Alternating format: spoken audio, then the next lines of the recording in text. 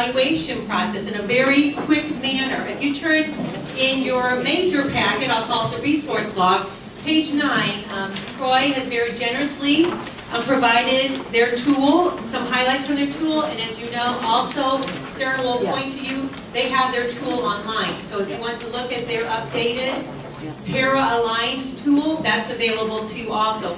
They have an individual PowerPoint that will be following the slide, so you can kind of have your dueling packets with you.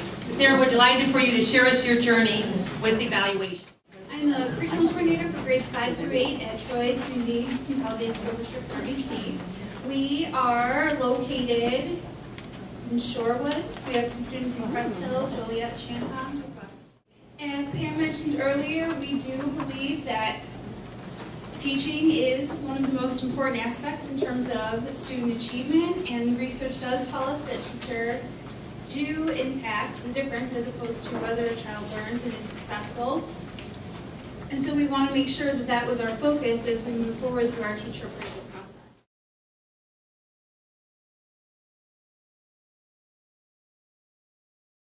Troy's been using the Jameson framework since 2000, but when we originally started using it, we found that it was kind of complicated in terms of there were 76 elements that we're trying to evaluate, and we lacked consistency across the district in terms of being able to implement and reinforce all 76 of those components. We also had some evaluation procedures that did not always support teacher growth and development into best practice. So we began in 2009, I believe, roughly-ish, the last year and a half, in terms of having that conversation about revamping our appraisal process. As you can see on the slide, the transition from the current system to our new system that we've now started implementing with our non-tenured teachers. We went from 76 to 22 evaluated components. We went from an all-at-once kind of throw in the deep end of the pool to a more gradual release kind of model. And we are finding with our non-tenured teachers that this has been a much more successful model in terms of our implementation.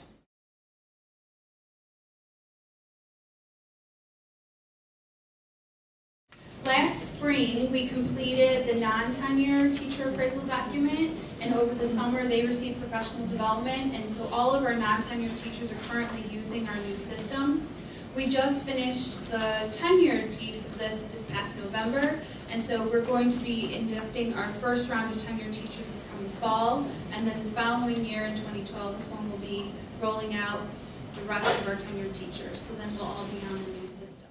The first thing when our committee got together was to determine what our beliefs were and why we were redoing this document. We wanted to make sure we were all using the same language and we were all on the same page and we all had a direction we wanted to head together. So we got together a committee of stakeholders. We used teachers from multiple grade levels. We had building administrators, we had district level administrators, in addition to making sure our union representation leaders were also included on this committee. And that whole committee got together and decided that this is what we believe.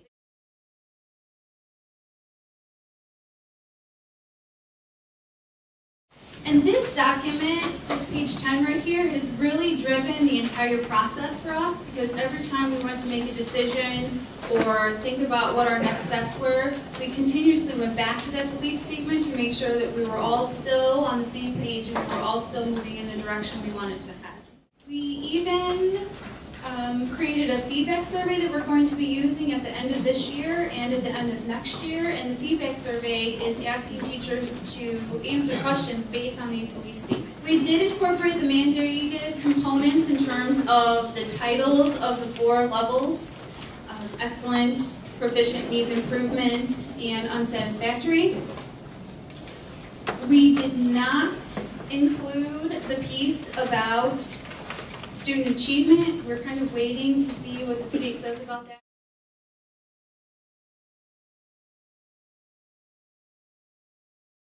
Okay, so the legally mandated components that we did include, like I said, were the 4 titles of the categories. We did put in place the procedures in terms of if you receive a needs improvement as your summative rating, you do need to complete a professional development plan. That does need to take place within 30 days of receiving that needs improvement status. Part of that does include having at least one personal observation of the teacher's classroom. We've included that into our 10-year appraisal process. And we do have the statutory procedures in place for our teachers who are receiving an unsatisfactory rating.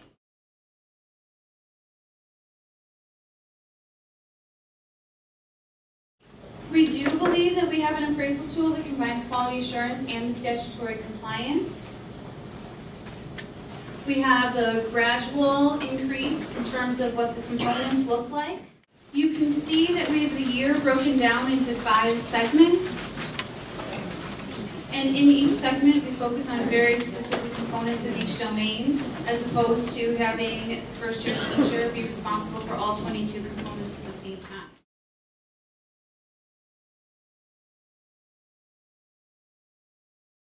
We have a mentor program for the first 2 years.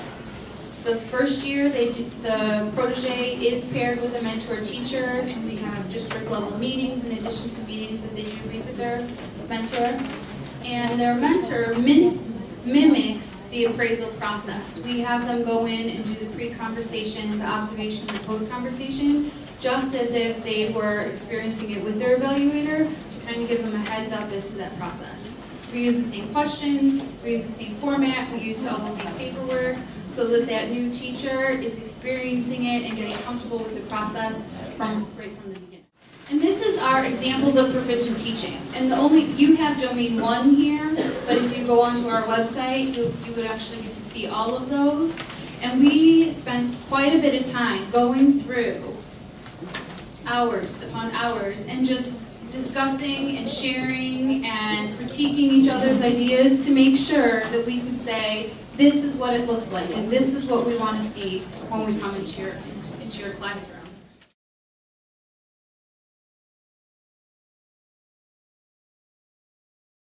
A little thing, I had the opportunity to work with Troy on this. One of the things that they said is, a lot of times the evaluation process is quite overwhelming, and we wanted to be able to say, if I'm the first-year teacher or the third-year teacher or the 10-year teacher at this rating, what's my work? So these are really process charts that this is the one sheet, like on page 14, that's really all that first-year teacher really needs to focus their attention on. The mentor really focuses their attention on that. The evaluator knows this is the priority for that teacher, so that everybody finds their spot in the overall process. And that was a really important piece for the team, was to make sure that this isn't something that's huge and not personalized to my individual